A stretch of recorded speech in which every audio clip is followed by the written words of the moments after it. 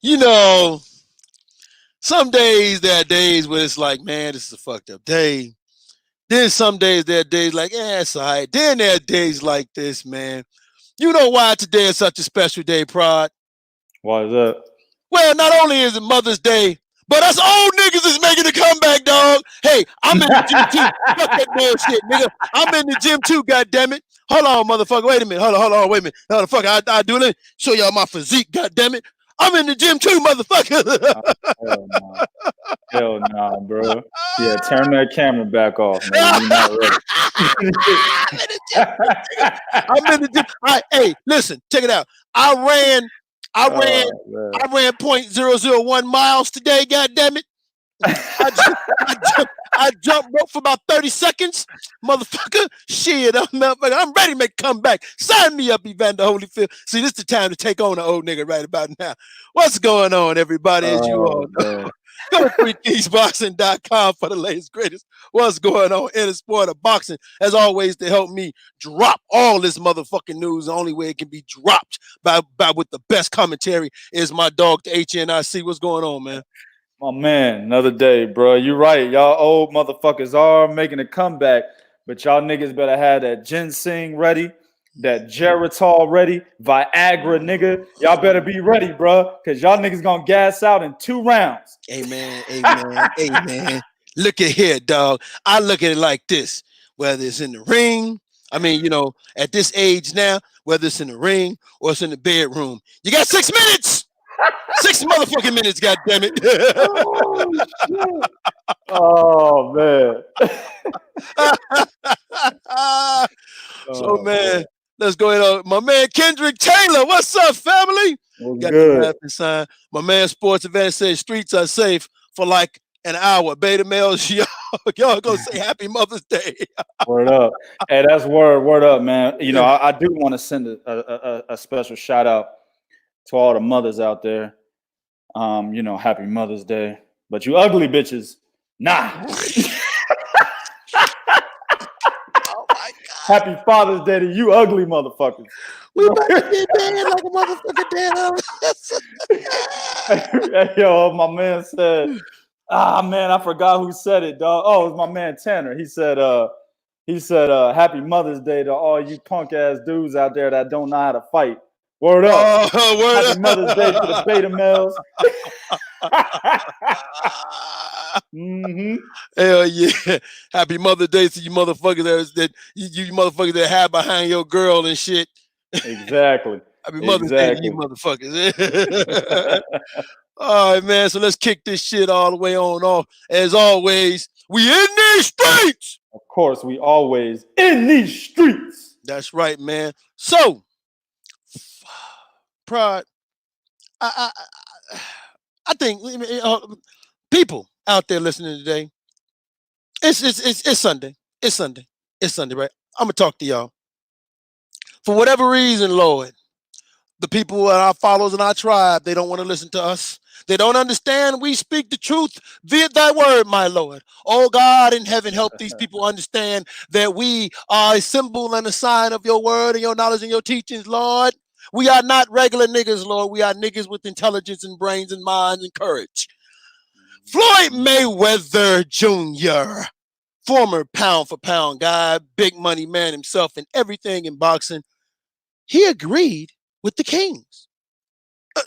Prodigy, what's going on, Prodigy? It seemed like everything we saying is coming into fruition. I mean, just take your pick.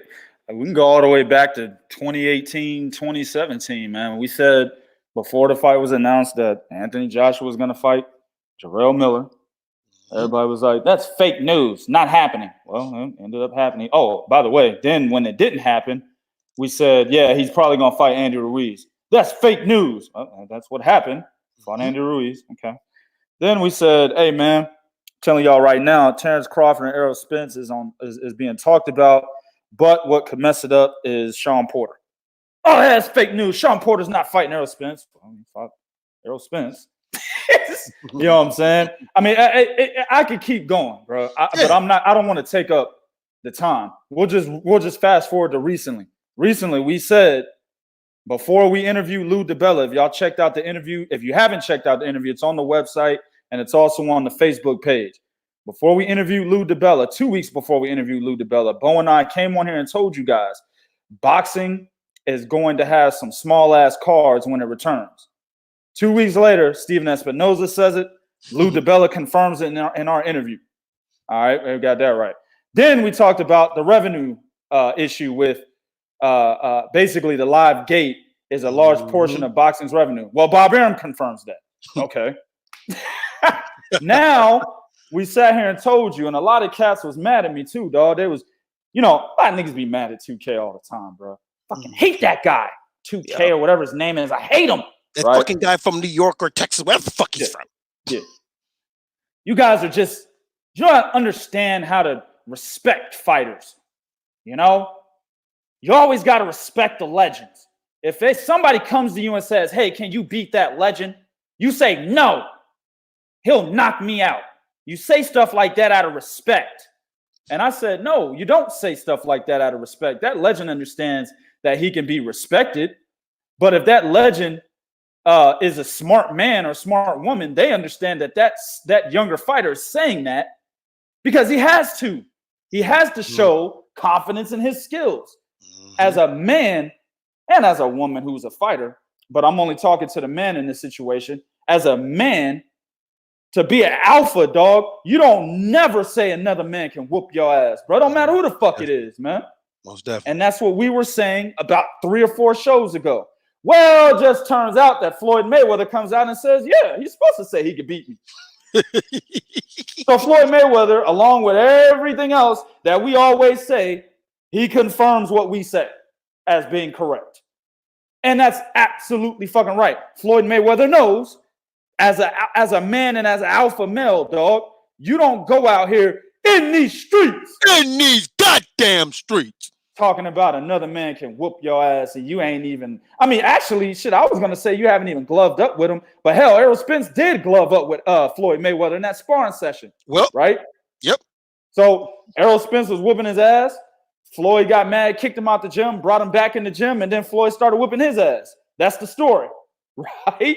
So they actually did glove up. And that gives Errol Spence even more incentive to say, yeah, I could beat this nigga if we ever fought. They actually shared the ring. So Floyd Mayweather, dog, and I got to give him his credit for as much as I be talking shit about Floyd when it's needed, by the way, when it's needed. Exactly. You know what I'm saying?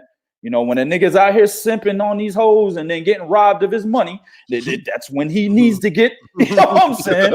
That's when he needs to get criticized. You know what I'm saying? So, am I lying, bro? No, but that's fucked up. Exactly. Yeah, move out here sipping on him. Nigga super simping, dog. This nigga's a super simp, dog. A super simp. Yeah, he is, man. He buying the motherfucking new bodies, new lives. yeah, dog. He buy them everything new, dog. Everything's new, not just materialistic shit.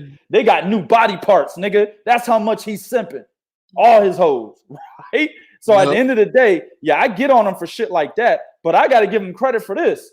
As a legend of the sport and as a guy that loves the spotlight, by the way, Floyd Mayweather's a guy that would have never been like, nothing. This nigga say he could beat me? Hell no, motherfucker can't beat me. Floyd would have been one of the first to say that.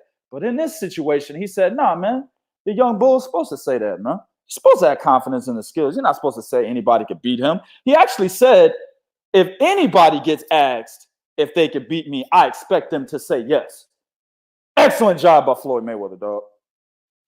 Funny thing about everything you just said was, of course, this is why we tell y'all pay attention to Three Kings Boxing, because we don't just tell you what's happening. We educate you, because in the article, it specifically it gives you a backstory about Spence and Floyd Mayweather. Derek James, who is Spence's trainer, used to train with Floyd every day when Derek was a pro. Oh, that's what's up. I didn't know that. Yes. That's in the article. I mean, educating my goddamn self. You know, that's in the article. I gave you guys the backstory about that. I mentioned the sparring. I mentioned the connection with Derek James, right? Which is why Floyd said the following, to my man's point. He said, I'm proud of Earl. He's supposed to believe in his skill. He's supposed to believe in his talent. I want all these fighters to believe that if they were facing Floyd Mayweather, they could win. I'm proud of him, and I want him to continue to believe in his skill and believe in his talent. I can't say anything about no fighter. All I got to say about me is when it was my time, when I was fighting, every time I went out there, I worked extremely hard and dedicated myself to my craft. Now I'm gonna read this. I'm gonna read this last part of Floyd Mayweather voice. I just couldn't read it all. It'd take too damn long, right? So you know, what I'm saying. I want every fighter, to continue. What I'm saying. To continue to believe in himself. Any fighter that they ask that question, even if they did or didn't believe it, I want them to say they could win. That's a part of being a fighter. You know what I'm saying? Right. So Exactly.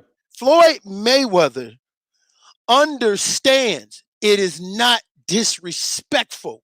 And what he said is absolutely correct. If you ask any fighter, I want them to say it, even if they don't believe that shit. Mm-hmm. You know what I'm saying? Exactly. Even if they don't believe that shit. He is 100% correct. If you are a fighter, especially if I'm a fighter and a champion, and you're asking me about a dude that is retired, I'm going to tell you, yeah, I can whoop him. Mm-hmm. Right? But like you said, Earl, who has been in that gym, Earl was in that Mayweather gym back, when they had the doghouse sessions going on.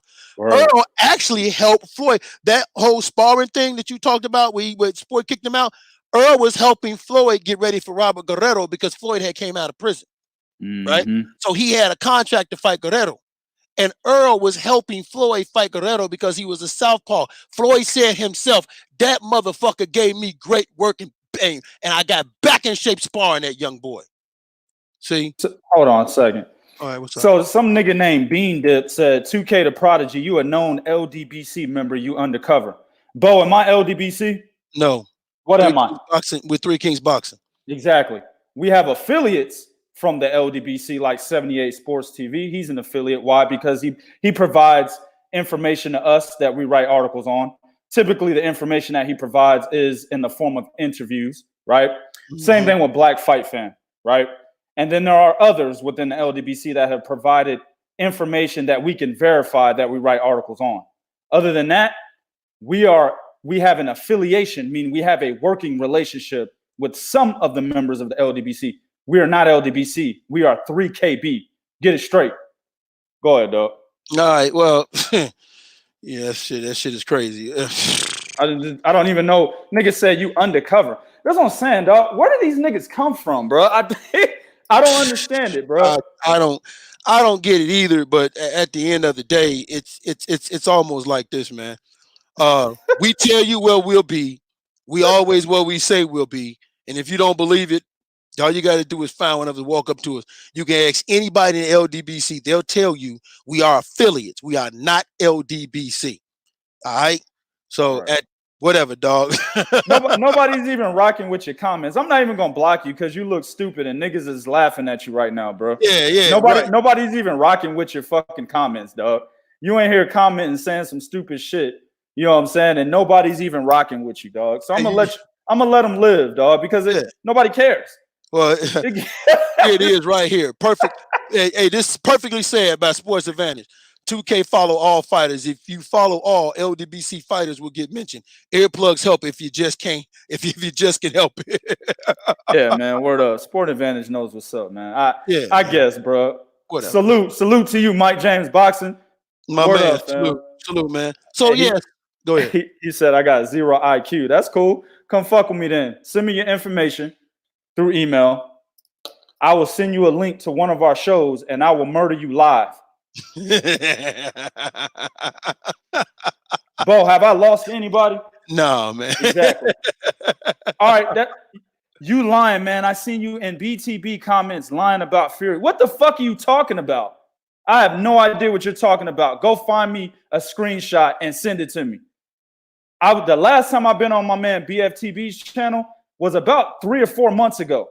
Lying about Fury on what? Go back on this channel. If you're talking about me thinking that Fury and the Glovegate shit is real, go back on this channel. I clearly state Glovegate is bullshit. If you think that I think Fury lost to Deontay Wilder and he cheated, I clearly said that's bullshit. Go back on this channel. Got videos for days on that. If you're talking about something about Fury and that whole farmer situation, we got articles on that. So what the fuck are you talking about, man? Hey, man. Hey, listen, man. Yeah, hey, listen, man. He had his little 5 minutes of fame. Congratulations, bro. Go ahead, man. You're right. Go ahead. Yeah, he had his little 5 minutes of fame, man. So, yeah, man, at the end of the day, Floyd Mayweather is saying the same thing we saying, which is, as a fighter, he said exactly what Floyd has said when asked about Sugar Ray Robinson, when asked about motherfucking Sugar Ray Leonard. Hey, I will beat them. So Errol Spence did the right thing. Floyd Mayweather has confirmed that. So everybody that got mad at Errol or said that, Errol should have, he should have showed respect. Understand something, man. You can show respect, but you don't disrespect yourself either. Right. And that's exactly why Errol said what he said. He said, man, I think I can beat him. What you got to say on that, man? I mean, it is what it is, bro. So, yeah, he's lying. I'm about to block this dude. No, I got you. I got you. Yeah, Go ahead. Get him out of here, bro. He's lying. I never, not one time said Fury was a Peckerwood or a racist. He's fucking lying. So go ahead and block him. And if somebody has a fucking fake ass account that says Prodigy of Boxing Talk saying that shit, don't believe it. Come here. I hardly ever go on people's videos, bro. So if you see me somewhere out there on people's videos and there's a fake ass YouTube channel with my name on it, don't believe it, because I'm hardly ever in anybody's comment section, bro. So I don't ever comment. I don't say nothing on anybody's videos, bro. It's rare that you'll see that. So anything that you want to hear that comes from me, be right here on this channel or to be on Three Kings Boxing on the Twitter page, the Instagram page, or the Facebook page, man. So it is what it is. But anyway, at the end of the day, man, yeah, man, like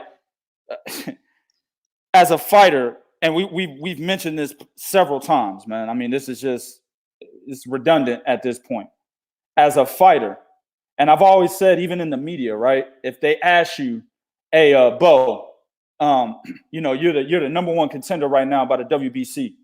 You know what I'm saying? You got Deontay Wilder, man. He's out there. He's not the champion no more, but he's out there. He done knocked out, 41 out of 43 opponents. You know what I'm saying? You got Bobo Jones. He the new champion right now. Bobo Jones, you know what I'm saying, is basically, the motherfucker that is the undisputed champion. He's undefeated. And they got 50 wins and 50 knockouts, Bo. Do you think you could beat Bobo Jones and take his title? Do you even think you could beat Deontay Wilder? Bo was supposed to say, yeah, and I'll beat both of them motherfuckers in the same night. You see what I'm saying? So at the end of the day, bro, as a fighter, you don't ever concede to defeat if you've never actually faced those people in the fucking ring that you're conceding to defeat too. You see what I'm saying? So, Errol Spence was right. Terrence Crawford was right whenever Floyd Mayweather came back, or at least he announced his comeback. What did Terrence Crawford do right after Floyd Mayweather announced his comeback?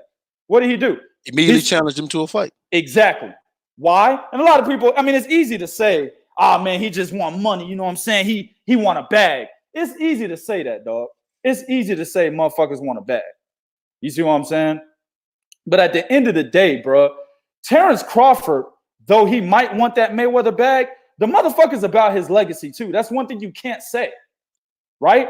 Yep. Because if he wasn't, Terrence Crawford would have dropped the WBO title and signed with PBC a long time ago. Or he could have kept the WBO title and signed with PBC. You see what I'm saying?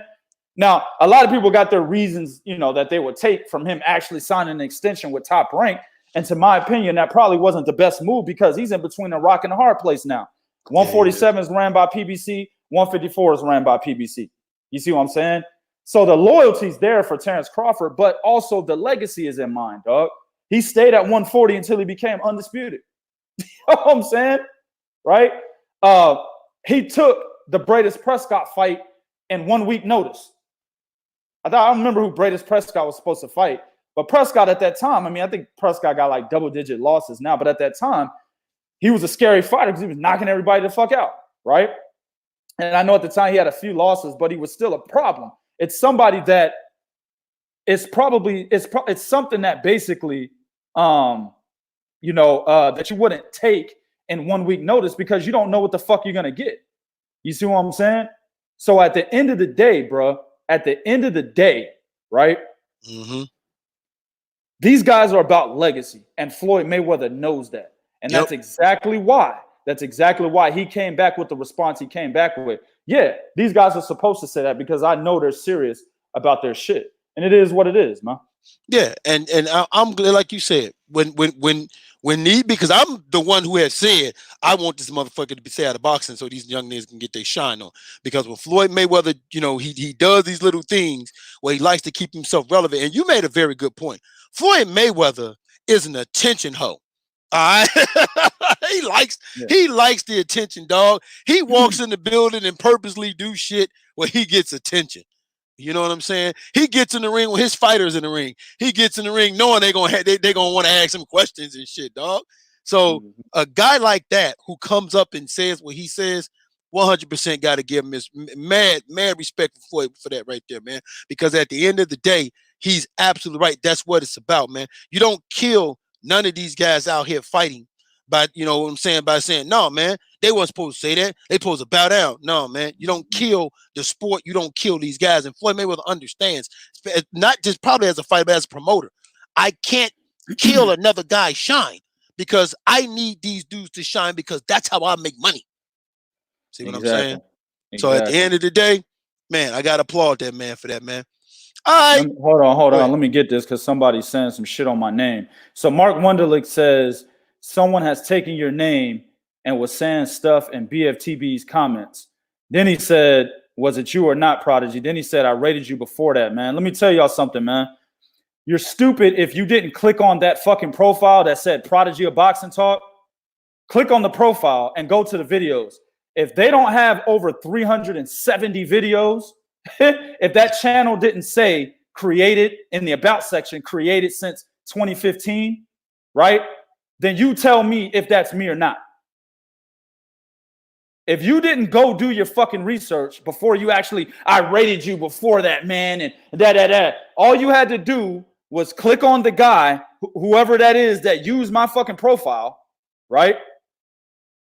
Whoever used my profile, all you had to do was click on the link of that profile, go to the videos.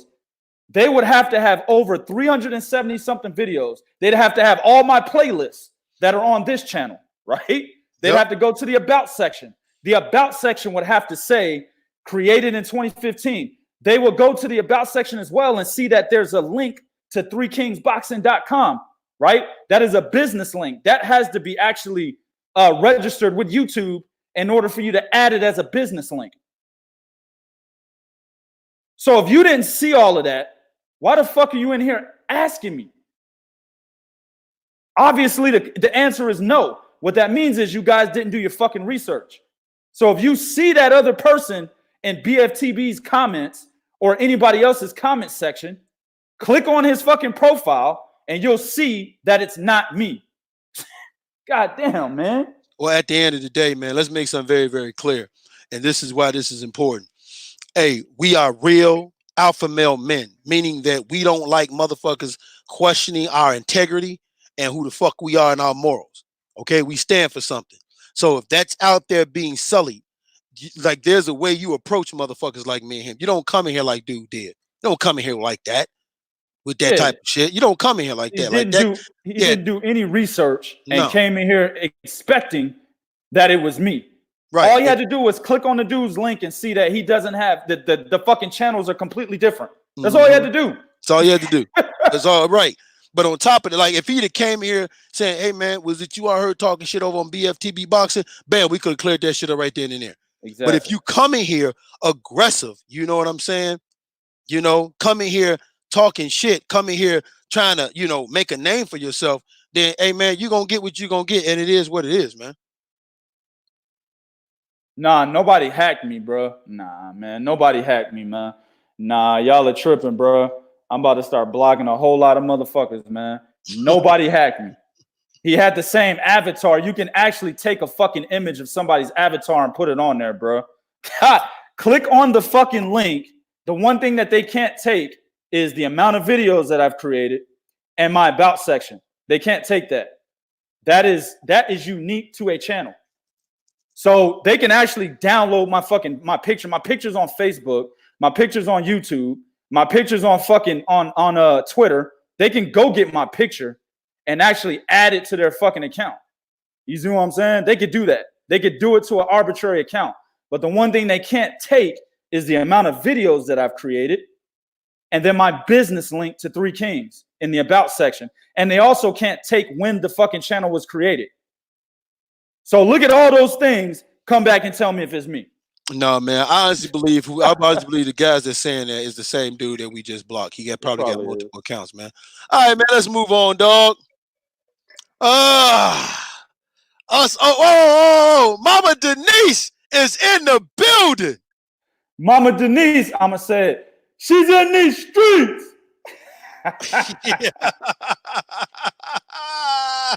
And of course, we got somebody that's been missing for a long time.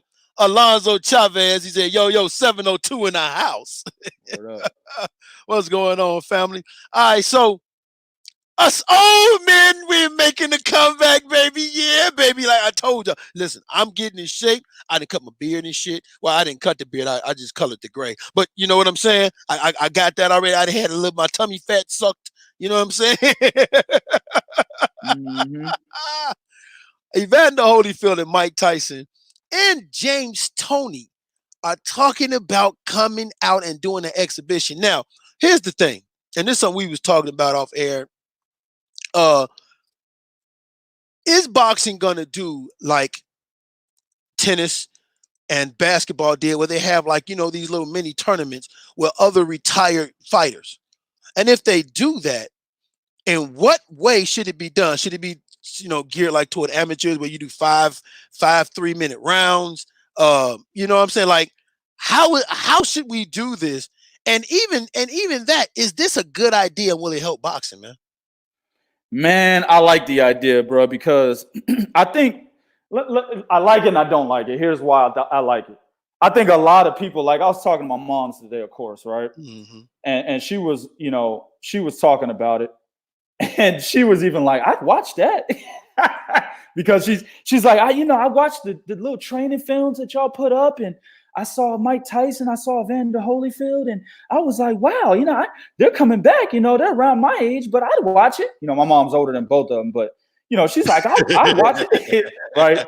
So I'm telling her you put it out there like that. You did like that. Right. But, you know, I think it'd be good because a lot of the old heads would be interested in that, man.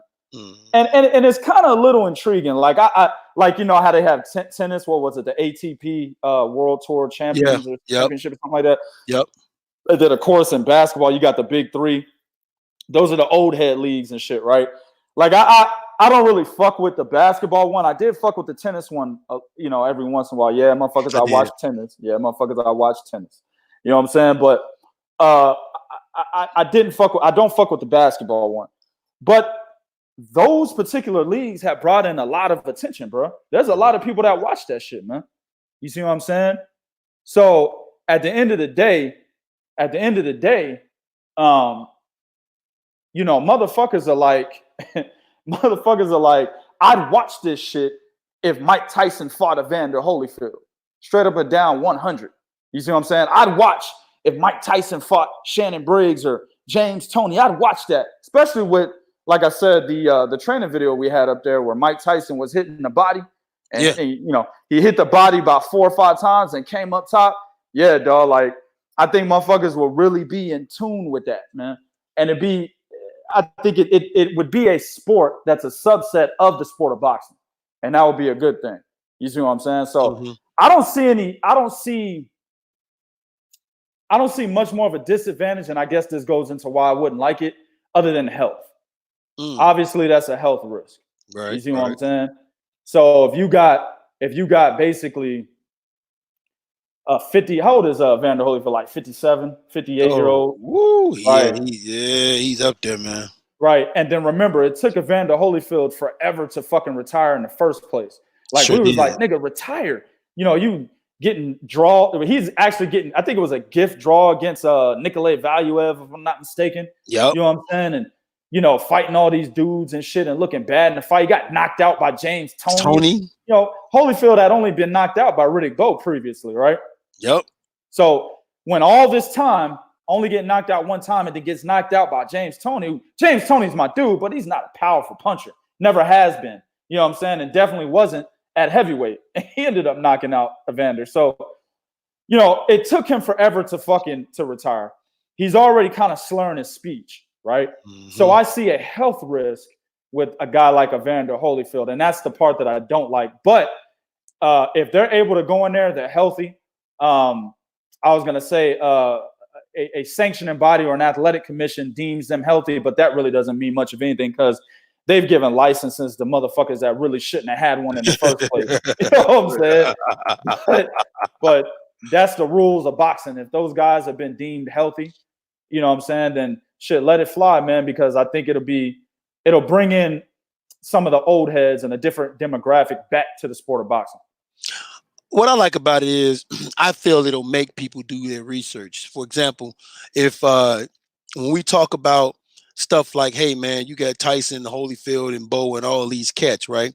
That back in their heyday, none of these current fighters would be able to keep up with him, right? Yeah. So if you have that, it'll make cats do their research. Perfect example is now I haven't watched a episode, so get mad at me if you want to. I haven't watched a episode of The Last Dance, which is the Michael Jordan Bull documentary, right? But I know people who've watched it, and they have come out and said, yo, man, I got to rethink this LeBron James, the greatest of all time shit, watching that.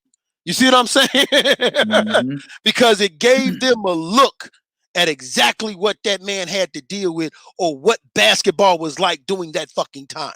See? Right. And I think that if they see it, right, and they like, man, I have to do my research on it. I have to do my research on Riddick Bowe, James Toney, Evander Holyfield, Mike Tyson, or any of the other guys that decide to come out, right? I have to do my research on them. You'll get a chance to look at when we say how, yo, it was a different era. It'll give you at least a chance to get a glimpse of what that era was like and why when we say, if I take that era and this era, why I feel the way that I feel. Okay? Right. So I like it in that aspect that hopefully it'll help cats do research. It'll help teach them. I'm with you on the health part of it because Evander Holyfield did have health issues before in the past with his heart. Mike Tyson did not look good in his last fight against what I think it was Kevin McBride or whoever that motherfucker was. Yeah, that Irish cat that knocked him out. Yeah, he did. As a matter of fact, I think he had back-to-back losses, right?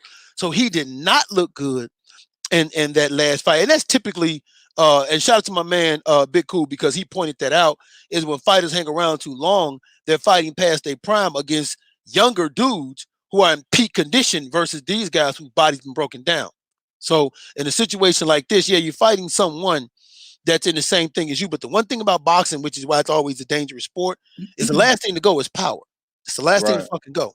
Right. So, you know, you get a guy hit another guy with that power, and the older you get, your body just can't take it. See, that's the difference between tennis and the difference between that basketball. It wasn't punishment to the body. You know, it wasn't that serious punishment to the body the way boxing is. So I would really be concerned. Like I said, if they want to do some, 2 minute, 3 2-minute rounds, 3 or 5 2-minute rounds, I'm all for that, man. But at the same time, make sure that it's done in a way where these guys will be, it will be healthy for these guys and it'll be safe for these guys. Because honestly speaking, I don't want to see them beat the hell out of each other. I just want them see them give us a glimpse of, who they used to be. Yeah, I agree 100%. So yeah, man. So but at the end of the day, hide your women, hide your hoes. Us old dudes is back, baby. I'm telling you, super fried. That shit don't apply to everybody, man. Look, hey, see, you remind me of the fat motherfuckers when Andy Ruiz won the title. That's it. You remind me of the fat people, all the fat people all around the world, bro. Thought that him being a unified heavyweight champion applied to them. You know what I'm saying? Look, bro, this shit don't apply to old niggas all around the world, but remember that.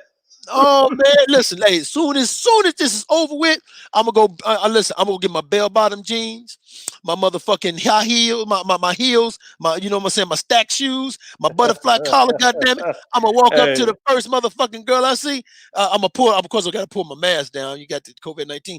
What's up, baby? Girl, you look like a bunch of candy yams stuffed into a turkey. I'm a, oh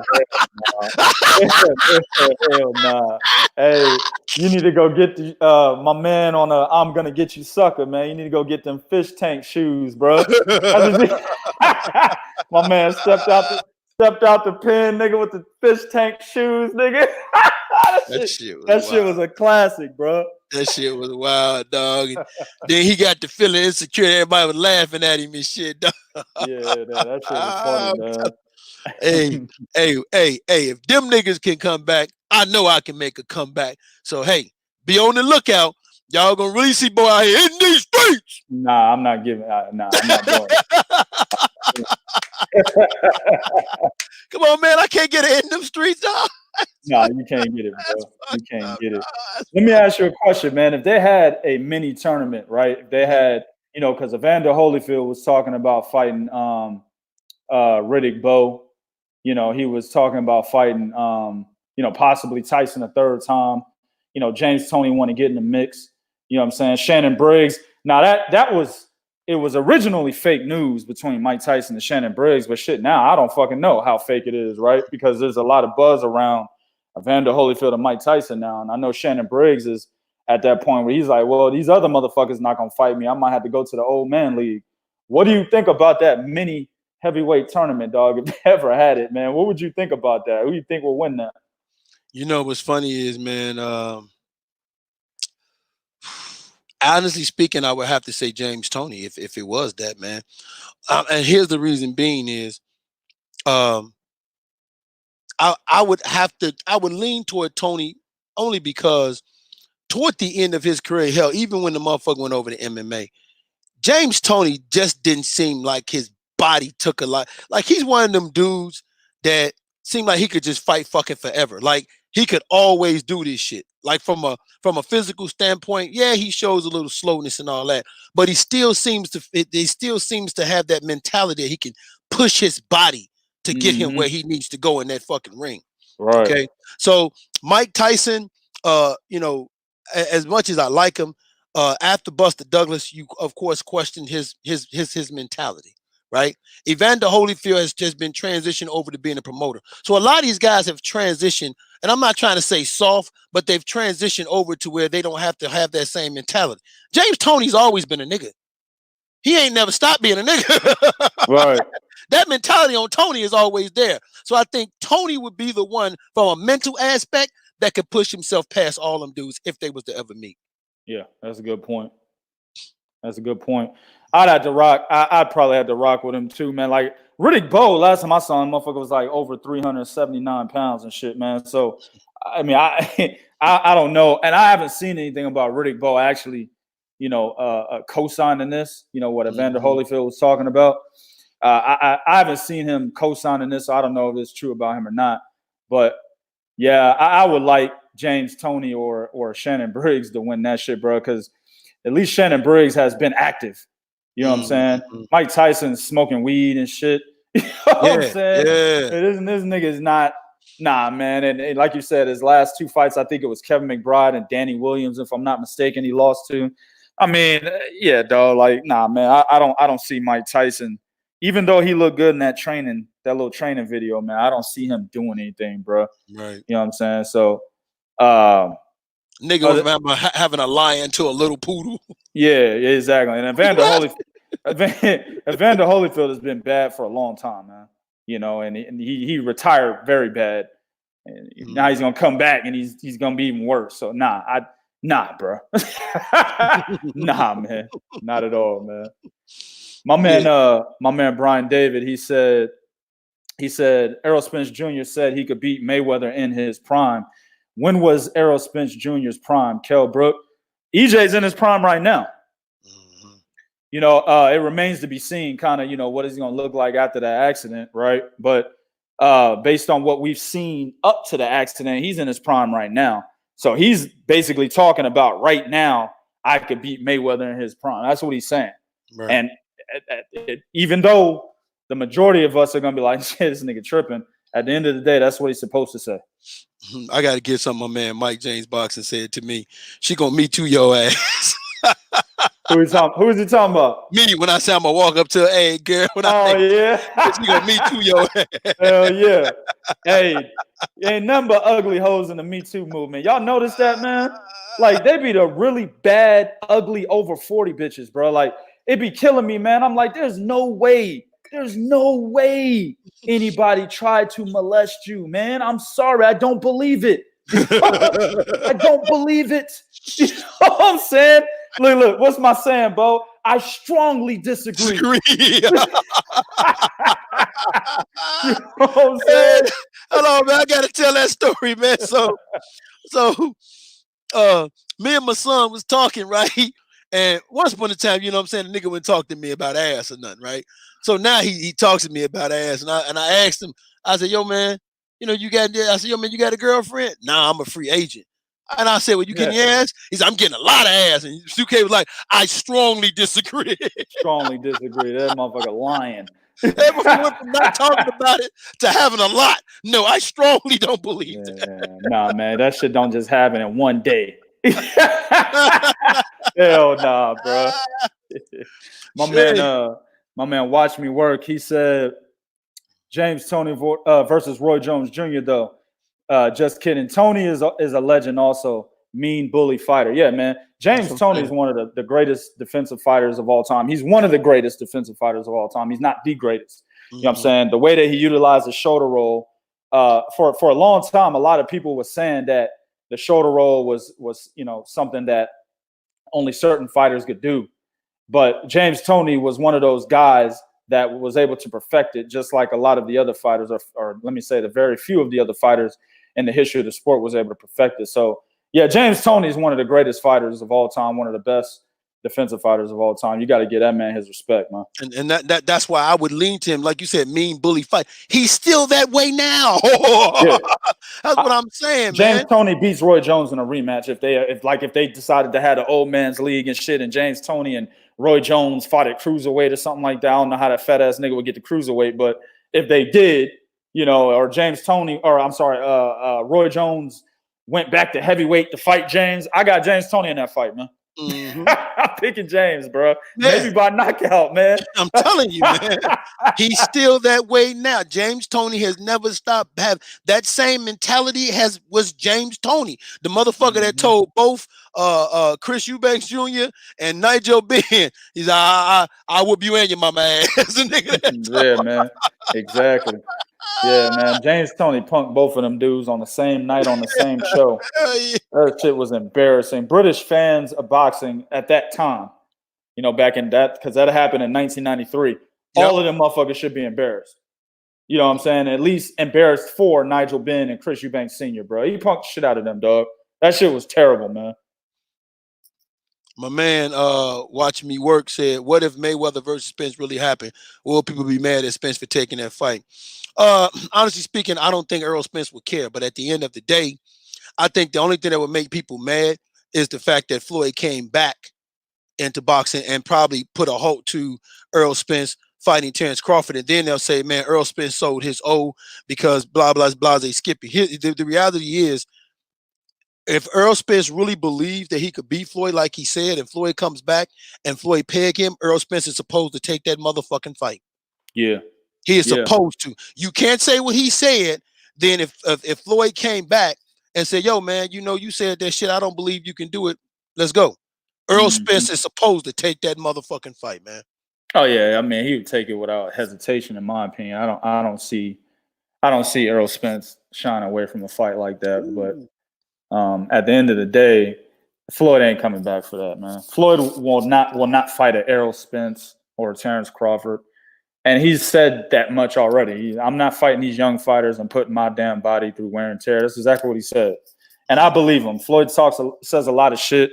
One day he's this and the next day he's the opposite. That is Floyd Mayweather. But on that situation, I have to believe him 100% because he actually showed that towards the end of his career. could have fought Kell Brook for that IBF title after he beat Manny Pacquiao, but instead he picked Andre Berto.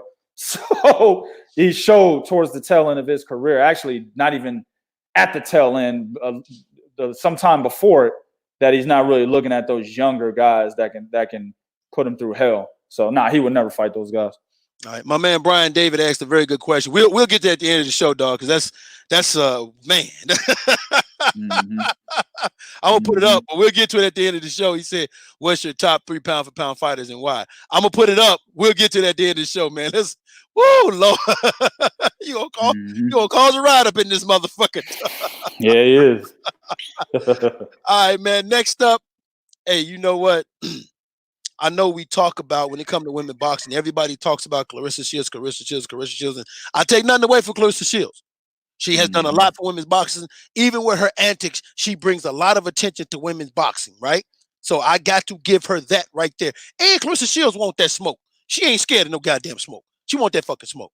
But if we're talking about legacy and making your legacy, you got to look at the body work Katie Taylor is fucking doing, dog. And you got to be impressed by that, right? So Katie Taylor, of course, she's saying that she's all about legacy. And this is what she says. Again, go to 3kingsboxing.com for the lazy rich, what's going on in sport of boxing. It's all about legacy for me. I want to leave a great legacy. I want to be involved in the best fights. Muhammad Ali fought Joe Frazier, George Foreman, Ken Norton. These are legendary fights, and these guys go down as legends of the sport. That's the sort of legacy I want to leave. I'm fighting Serrano next. There has been talks of me fighting Brockus, and the Pursoon rematch is very important. I'd be happy to fight those 3 next. They are huge fights, and I want to be involved in the best fights possible. We are all still in our prime. That's what makes these mega fights so special. I got to tip my hat to her. Now, I don't think Cecilia Brax is in her prime, but I got to tip my hat to her on saying that she wants those next, especially Delphine Pursoon, because a lot of people felt she lost. And I think it was more Eddie Hearn, not Katie Taylor, that didn't go into the rematch. Katie Taylor wanted the rematch immediately because people was talking shit. And I think it was Eddie Hearn said, no, we didn't. Katie, now listen, Katie, we have a plan. And the plan we have. You know what I'm saying? He walked with that straight back walk up to Katie. Yeah. Hell yeah. I think that was more Eddie Hearns than Katie Taylor. Okay. But the fact that she's saying those next 3, Serrano, Brackus, and Pursoon, she's that saying that you want legacy. Like anybody could tell me, hey man, I want legacy fights. I want to fight 2 Bobo Jones and 1 Amiri Mom. You get the fuck out of here. Oh hell no, man! You know throw Mary Mom in there, bro. Didn't Mary Mom just lose his last fight, bro? Yeah, he did. Yeah, he did. Because Top Rank signed him to a contract. That was his first fight in the contract. Nigga lost. Man, but go ahead. No, I was just gonna say. So the fact that she says legacy and then name those fights, which she's right. Those are legendary building fights. Whether she wins or lose, she might lose to Serrano, beat Brockus, beat Serrano, lose to Brockus, and then beat Pursoon, whatever. But she's 100% right. That's what people will remember as legacy. Yeah, I agree 1,000,000%. You know, it's not to say that there aren't other women in the sport of boxing that are looking at legacy. I mean, Clarissa Shields was looking at legacy as soon as she won that 2nd gold medal and she turned pro. She was looking for legacy. She wanted Christina Hammer from the jump. She wanted to fight Christina Hammer in under 3 fights, man. She sure did. You know what I'm saying? So, she's definitely one of those ones that's doing that as well. But the topic of Katie Taylor is pertinent because she's the one that came out and said it. And she came out and said that. And if you look at her body of work, man, it's kind of the same scenario. The thing is, man, Katie Taylor had like over, 200 amateur bouts or something like that. Yeah. She's whooped everybody's ass. She's done the same thing that Clarissa Shields has done, in terms of the marketing ability that she possesses as a woman and getting her name out there. You know what I'm saying? And you got to respect that regardless if you like her or don't like her. Most people don't like Katie Taylor because she lost to Delphine Pursoon and got a decision win off of that, right? I think it was majority decision. Ever since then, a lot of people have been like, oh man, she sucks. Well, here's the deal. Delphine Persoon, like I said before, I made a video back in like 2016 on this channel that's older than that fake ass channel that's going on everybody else's channel saying that I'm calling people racist. But anyway, on the fucking channel, this channel here in 2016, I made a video basically saying my top 5 pound for pound women's fighters of all time, or not of all time, of that current year. And Delphine Persoon was my number 3.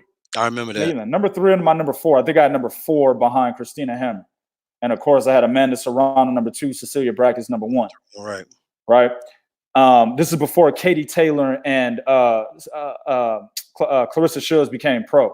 So Delphine Persoon has been putting in work for a very long time. She was a WBC champion for a long time. Right. So this wasn't just some female that is underachieving, that doesn't have the skills that Katie Taylor stepped in the ring with, and only her 14th pro fight. Mm-hmm. This was a well-accomplished woman, bro, in the sport of boxing, right? That was giving everybody fits that she fucking fought. And Katie Taylor, though I thought she did lose, she put up a valiant effort to the point where she gave her extra problems, just as much problems as she was taking. You see what I'm saying? She sure did. So the fight could have easily been a draw, and it could have easily gone Katie Taylor's way. It was that close of a fight. So you can't say she sucks because she lost to an accomplished pound-for-pound fighter. Right. You know what I'm saying? So, but the official decision is that she won. So you have to grade her accordingly, dog. A lot of niggas will be like, oh, man, so-and-so's not a top pound-for-pound fighter. Well, why you say that? Man, because they should have lost to so-and-so. Okay. But they didn't lose. Exactly. The official decision was that they won the fight. A lot of people were saying Shane Mosley wasn't a pound-for-pound fighter when he beat Oscar De La Hoya twice. Well, I mean, a lot of people thought De La Hoya won those fights, especially the second one. But Shane Mosley did win officially. So you got to grade him accordingly, dog. You do pound-for-pound. Accolades is a major priority of that. Then skills and level of competition, et cetera, right? But accolades is a major one. You can't take away accolades, nigga. You know what I'm saying? No, fuck that. Give me that belt, dog. You didn't really win that. Huh? You can't do that. So this is the scenario with Katie Taylor. When you grade her, regardless of her, the controversy of the Delphine Persoon fight, at the end of the day, she became undisputed champion that night. So you have to grade her accordingly, dog. Now you're looking at her possibly fighting Amanda Serrano, right? Cecilia Brækhus. Oh, yeah, Amanda Serrano, I had it right. Possibly fighting Amanda Serrano. I mean, that fight is already a done deal. They just need to get this COVID-19 shit out the way, right? Mm-hmm. Then possibly fighting Cecilia Brækhus if Brækhus defeats Jessica McCaskill, who McCaskill is a unified champion at 140. And by the way, Katie Taylor already beat Jessica McCaskill. You know what I'm saying, right? Eddie Hearn said no to the rematch with Delphine Persoon, but then moved her up to 140 and said, you're going to get a belt. Not only you're going to be undisputed at 135, and we make sure that you stay undisputed at 135, we're going to get you another belt at 140 so you could be a fucking 2-division champion on top of being undisputed. And Christine Linda-Dartel was not no bum on top of that. You see what I'm saying? Christine Linda-Dartel is actually a good fighter. Beat the shit out of Alicia Baumgardner. Alicia Baumgardner was one of those up-and-coming young female fighters that everybody had their eye on until she ran into Christine Linda-Dartel. hey, man, say my favorite quote. He said, Chaz on back down there to prosecute. Yeah, Chaz back on down there, bro. Bottom of the totem pole, nigga. Chaz back on over there. Work your way back up, young blood. You know what I'm saying? That's what Linda-Dartel did to Alicia Baumgardner, man. So at the end of the day, that was an excellent win. That's an excellent substitution of a Delphine Persoon fight, in my opinion, because I understand the business. As a fan, I wanted to see the rematch immediately. But on the business side, I understand it. It helped Katie Taylor's legacy, bro. And now she's back at 135, right? Willing to fight Amanda Serrano, who, in my opinion, has more clout than Delphine Persoon does. Mm-hmm. Amanda Serrano is a fucking 8th-division champion, man. Right? So she has more clout than Delphine Persoon does. She's a living fucking legend right now, Amanda Serrano, bro. Katie Taylor beats a living Katie Taylor beats a living legend who's still in her prime at this moment in time, right? That is going to be a better win than her getting her rematch with Delphine Persoon and beating her. It'd be a better win. Then you got Cecilia Brækhus, the first ever undisputed female champion of all time. That is another walking legend, a current living legend. You see what I'm saying? You're talking about two living legends whose bodies could be on her fucking resume, dog. And people are crying about Delphine Persoon. I said this earlier today. You can't get mad at a move that was made previously if better moves are being made in the long run. Agreed. If the better moves that are being made in the long run are actually being made, right? Then what they did previously, you don't have to sweep that under the rug, man. You can keep it. You can keep it as something that you pull out of your back pocket for a fighter you may not like. But at the end of the day, if they have done something better that basically says, you know what, it kind of takes away the pertinence of that previous move, the ducking or whatever the fuck they may have done, right? If they did something better, then that shit doesn't matter anymore. Case in point, if Mikey Garcia would have beaten Errol Spence, then it wouldn't have mattered that he ducked Vasyl Lomachenko. Yep. So that's the scenario here, bro. And that's what a lot of people don't fucking understand when it comes to Katie Taylor, dog. She's all about legacy, and she's not just talking it, she's fucking showing it. You got to respect that, man. Well, here's the thing also, you got to respect it because, you know, outside of her being a fine motherfucker. Ew, Katie Taylor? I was waiting. I literally stopped and put my face to the screen. You wouldn't need to do that, bro. I'm gonna immediately react to that shit. Ooh. Hold up, man. That shit look like a little boy I used to climb trees with, man. That's fucked up. So hard. Wow, man. You're a little boy that, I used to draw chalk on the motherfucking sidewalk with, man. You stop that shit, bro. Wow, man. But outside the fact, like what you're saying is what she's doing as a body of work. Katie Taylor, in my honest opinion, is the reason why Claressa Shields is trying to get Cecilia Brækhus, is trying to be undisputed in two separate weight divisions as fast as she fucking can. Because I'm quite sure that Claressa Shields sees that. And she knows that one thing that Katie has an advantage of, and to her credit, she's taking advantage of that, is it is a rich environment of talent in that division. And to Katie's credit, she ain't trying to bounce around it. She's actually trying to go for it. So I give her credit for that. She could easily listen, she got the cachet and the popularity just on the Eastern European side alone, to where she can duck and duck. Hell, I talk back and forth to what's my girl name? Katarina Thunderez, right? Yeah. I think she's like some type of international champion. I talk to her a lot. She chilling up there in Spain, dog. Yeah, she's not trying to leave at all. She don't want to fight no meaningful names. She's just fighting who the fucks in Spain. Absolutely, bro. Yeah, she killing up there. Now I like her and everything, and I talk to her, but she's doing it up there. Same thing with Dakari. What's her name? Maria Eve Dakari in Canada. She was supposed to have fought Hannah Gabriels before.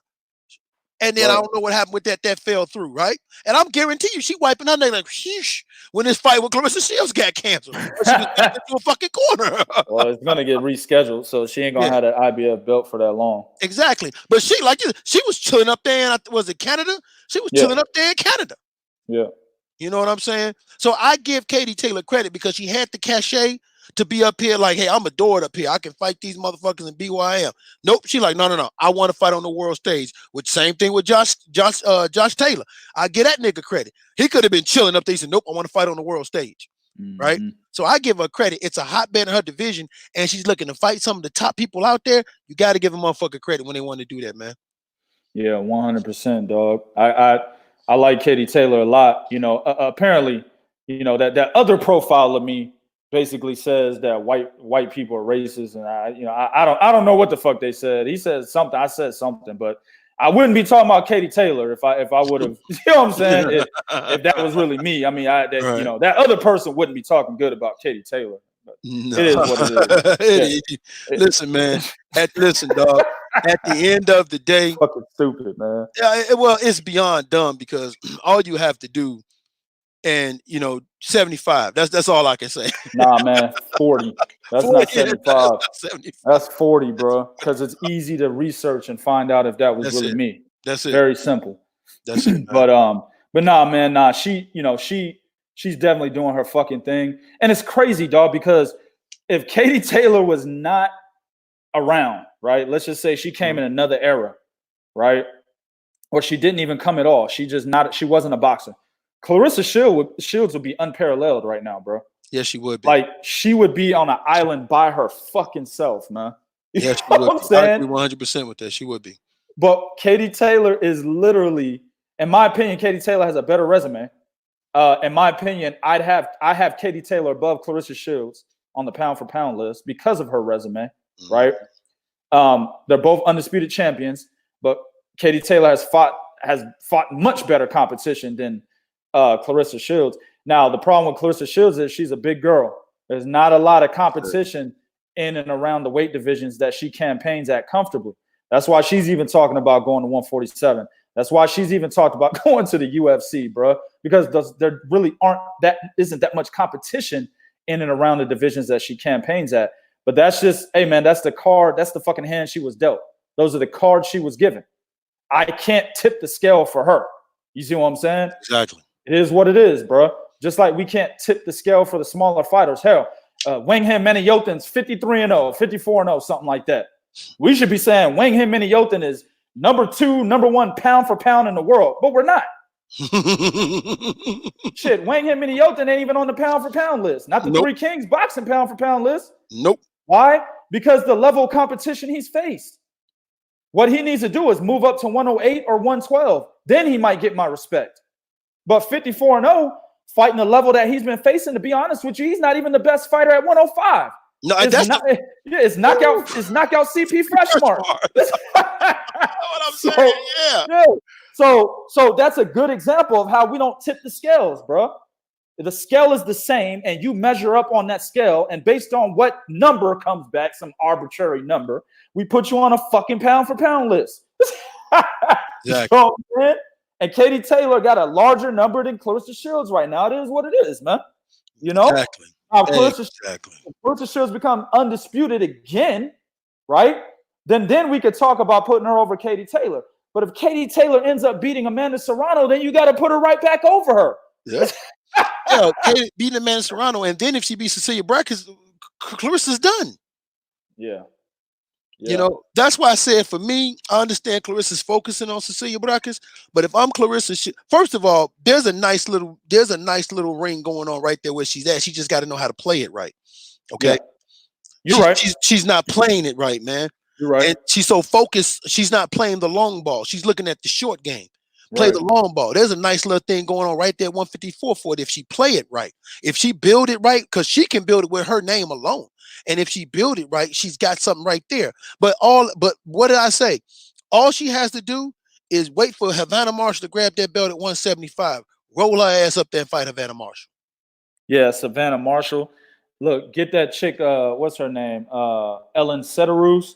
Get her. Ellen Sederus. Yep. You know get her. Raquel Miller. I think she should fight Raquel Miller, bro. She really should. Hannah Gabriels might get to her first. If Hannah gets to her, that's a risk for Clarissa Shields, because if Hannah beats Raquel Miller, well, then Raquel Miller's luster is gone. Yep, exactly. Because Clarissa's already beaten Hannah Gabriels. Exactly. Right?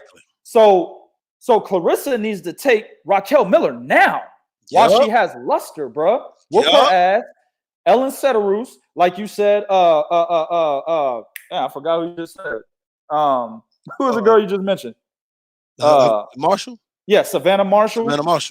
Savannah Marshall went to light heavyweight, though. That's a problem. But she'd probably get back down to 168. Clarissa Shields can go. Clarissa Shields can make 175. I don't like Clarissa fluctuating in weight like that. Yeah, I see what you're saying. She went from 168 to 160 to 154, then back up to 175. No, I don't like that. She would have to literally work her way back up to 168, in my opinion.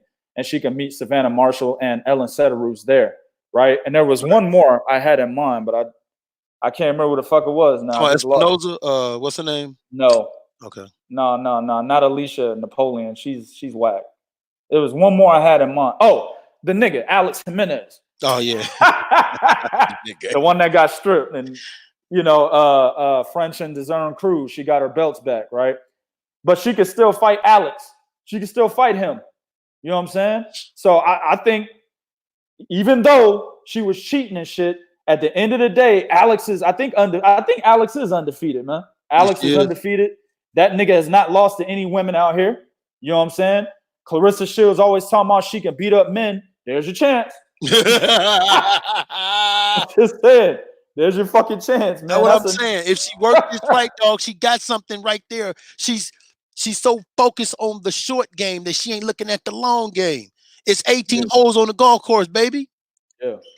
Yeah. Well, she's young. Yeah, that's true. Katie Taylor is a little bit older than her. Katie Taylor, I think, is already in her 30s. She's already in her 30s. Yes, she is. Yeah. She is. Yeah. So Katie Taylor is more mature. You see, Clarissa's what, 23, 24 years old. She hasn't matured yet, bro.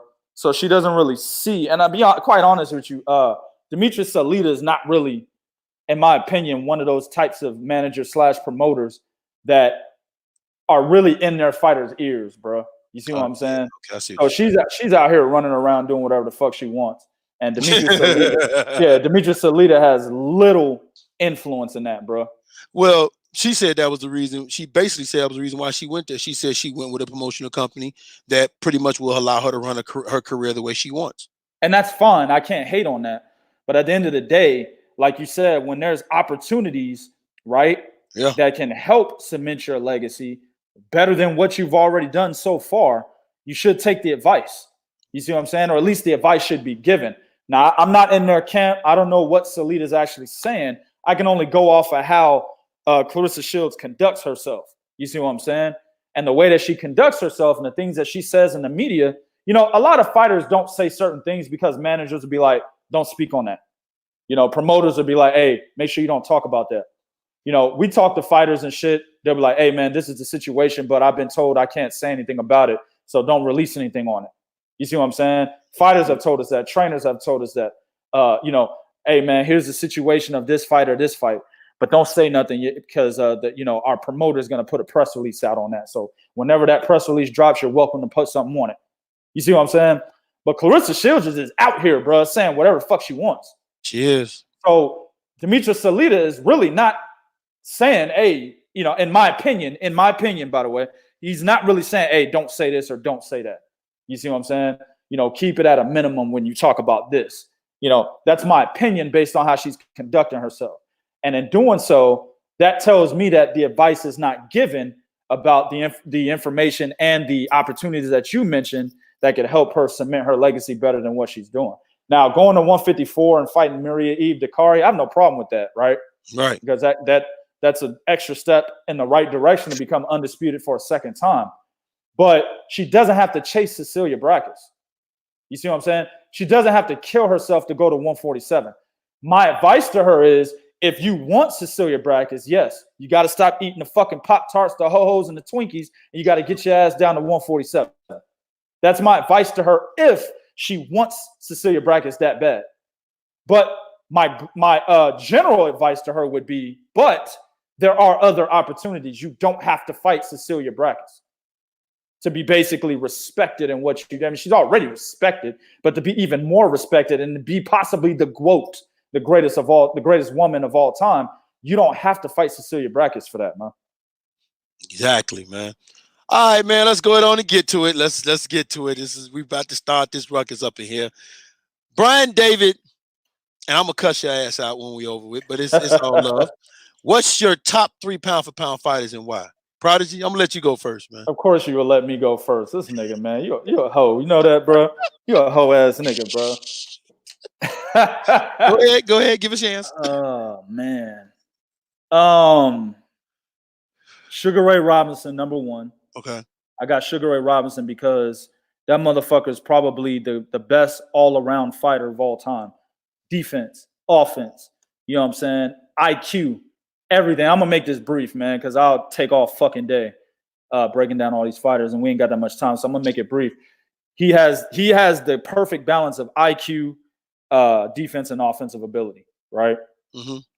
If you were creating a fighter on Fight Night Champion, right, and 99 was the highest score. Sugar Ray Robinson be like a 98.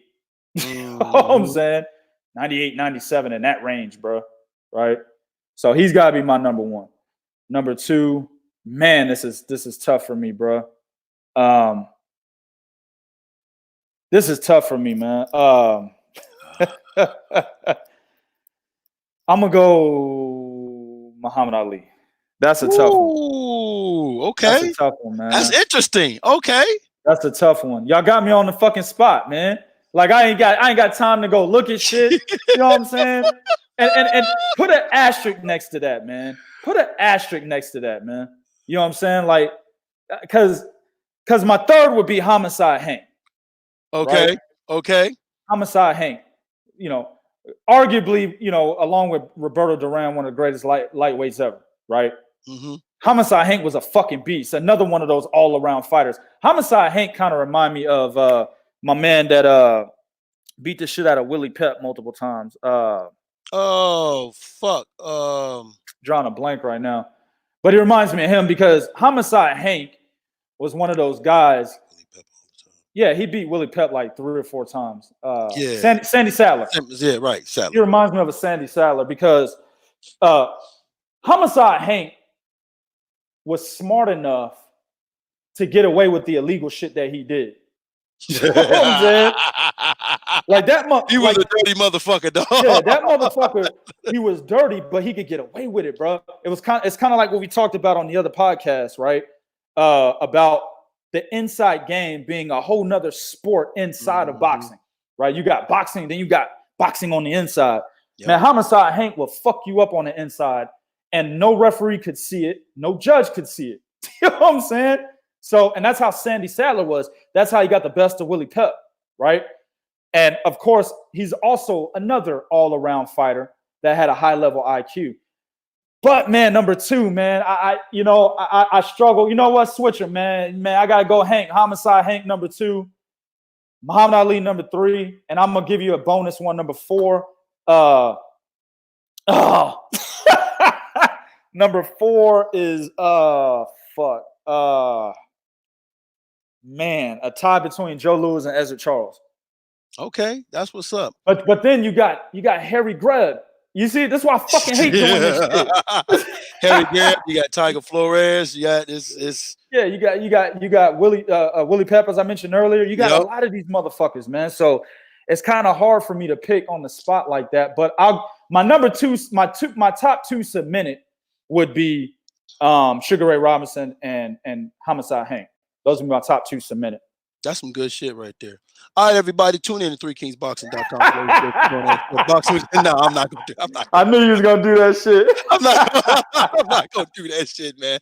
All right, so number 1 for me, of course, like I agree with you, Sugar Ray Robinson. Here's the thing: we never got a chance to see a prime Sugar Ray Robinson when he was at welterweight. We really only can go off what we saw on tapes and record. We got to see this motherfucking action really more at middleweight. So think about it. You got a guy who you didn't really get to see in their prime do what he can do at middleweight. So imagine what he was at welterweight. And what you got to see at middleweight was everything everybody talked about the nigga at welterweight. Right. You see what I'm saying? So you got a Sugar Ray Leonard. I mean, damn, a Sugar Ray Robinson. Woo! Be careful. I know, right? I know, dog. As much as I talk about Sugar Ray Leonard too, niggas will kill me for that, right? Man, look, I create a profile of your ass going around saying Sugar Ray Leonard's the greatest of all time. Better be careful. I never lay that down. So yeah, you got a guy like Sugar Ray Robinson who was able to continue further his career. Now, outside of being a all-around fighter, the one thing that I liked about him was he wasn't great at one particular thing, but he was exceptionally good at everything. Sugar Ray Robinson had exceptionally quick feet that you didn't really know about. And what I mean by that is he had great timing at getting in on you when it was time to get in and trapping you in that corner, then getting right back out. And you would never think he could do it. He had a way of positioning his feet where he could slide in and then slide right back out on your ass. You'd be like, what the fuck? You know what I'm saying? So I got to go with that. My number 2 is going to be Homicide Hank. And here's the reason why I'm going with Homicide Hank. The nigga was 5'5" and would fight any any fucking body you would, and went from featherweight all the way up to motherfucking middleweight. Now understand something. Back then, there was no such thing as legitimate weight. He would probably fighting motherfuckers. Sometime back then, they wouldn't put weight on the thing. Why? Because you probably fight a motherfucker that's 20, 30 times your motherfucking weight. Exactly. Okay? Homicide Hank was the dude that gave you everything he fucking. There's a reason why they called him Homicide. There's a reason why they called that motherfucker the Hammer.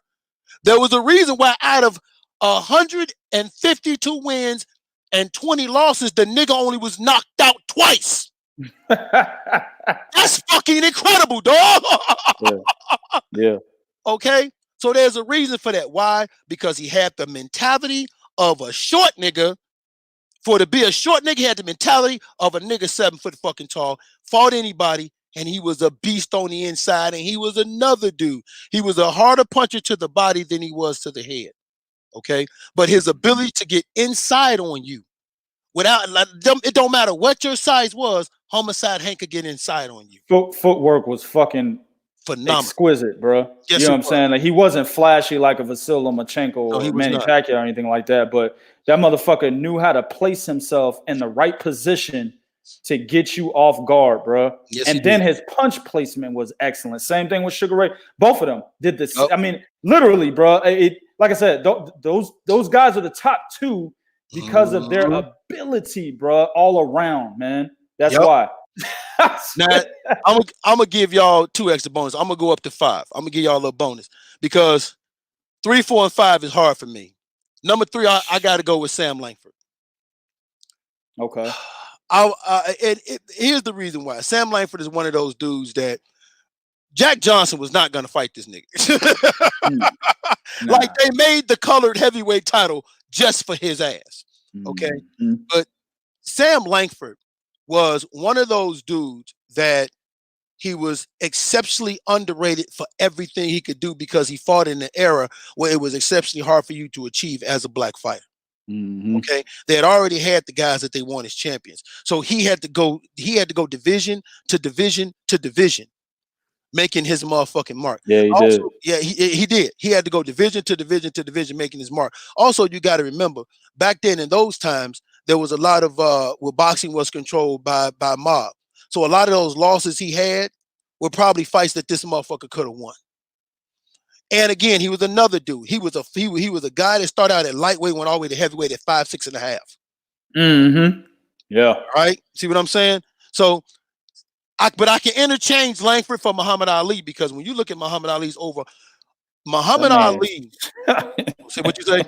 No, go ahead. I'll let you say it. I already know what you're gonna say. What? No, go ahead. What's the motherfucker has one of the greatest resumes of all time. Yeah, dog. He has one of the greatest resumes of all time.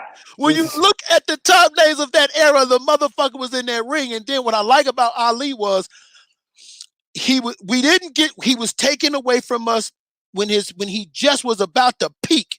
He was taken away from us. The Ali we saw in the second half showed the hell of a chin and mentality that man had. But if you look at Ali prior to him being out of boxing, he had eyes like a snake. He was cat quick. You know, what did he do, Ernie Terrell? What's my name? He was cat quick. Peaked prime condition. You was not gonna outwork Muhammad Ali. You was not gonna be in better shape, except of the Joe Frazier fight. I was gonna say, hold on, slow your roll. Joe Frazier outworked him, dog. Yeah, he did, except for the Joe Frazier fight, right?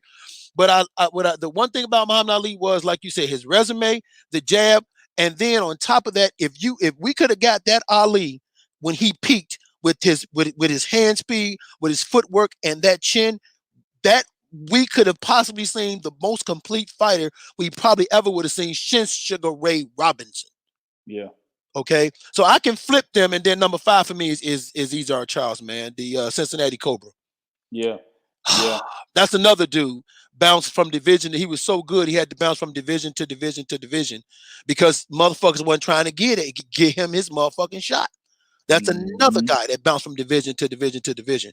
So, I mean, like I said, that's why y'all got to pay attention to this channel because I would like to throw Salvador Sanchez in that mix. The only thing was his career was short. Yeah, I can't put Sanchez in the top. Yeah. I mean, I think Sanchez is the greatest Mexican fighter of all time, but he's he's like down there below 10. You know what I'm saying? Like, Mm-hmm. and a lot of people are like, Chavez should be in the in the top 10. Nah, bro. Nah, go look at Chavez's resume, man. Nah, man. Yeah. Nah, there's a lot of fighters better than Chavez, man. But his career was cut so short, so it's hard to put him in the top. There's a lot of guys when you look at the overall lineage of boxing, man.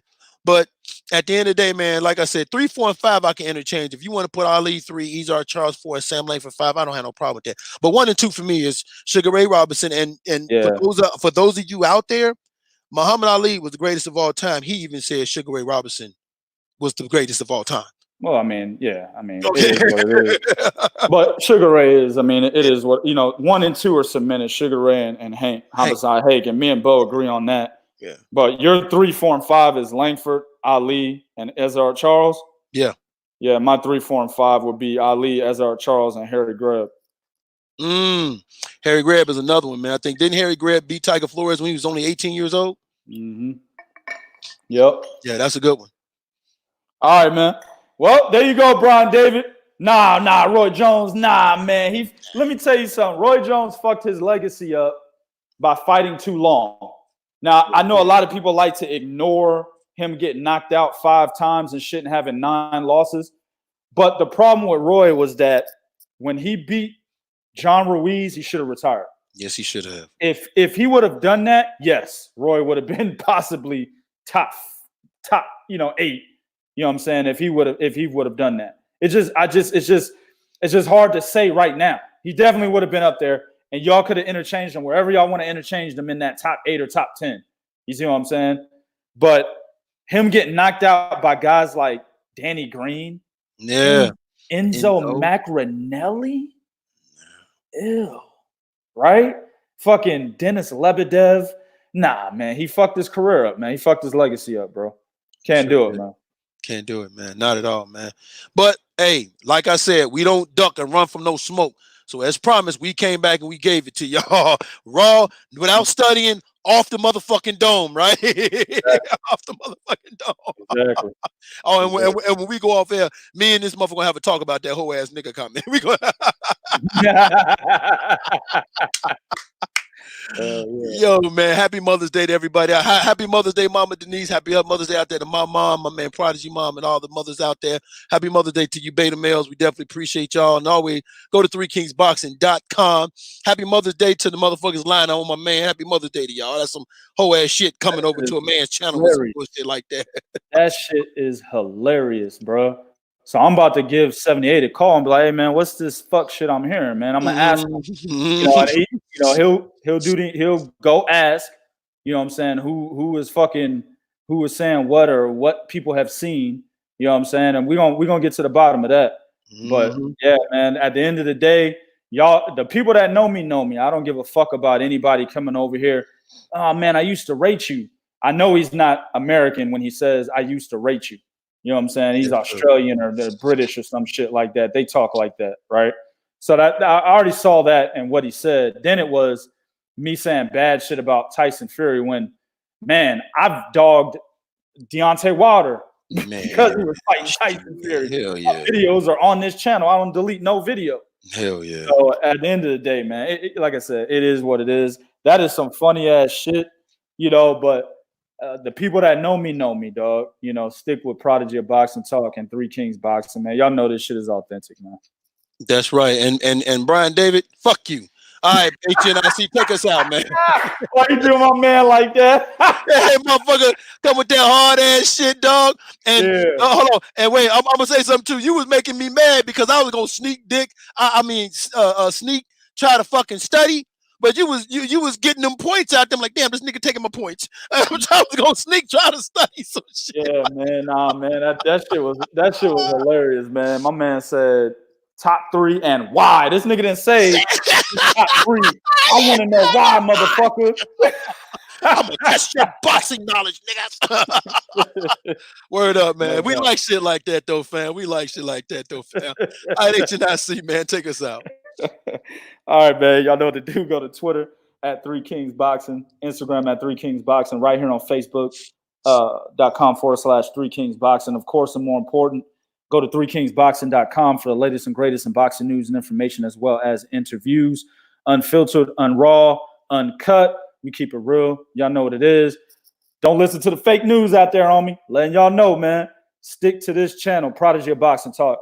We will be back tomorrow, 6 o'clock, 6:15-ish, 6:20-ish. Y'all know how niggas be, man. Just wait for us between 6 and 6:30. You know what I'm saying?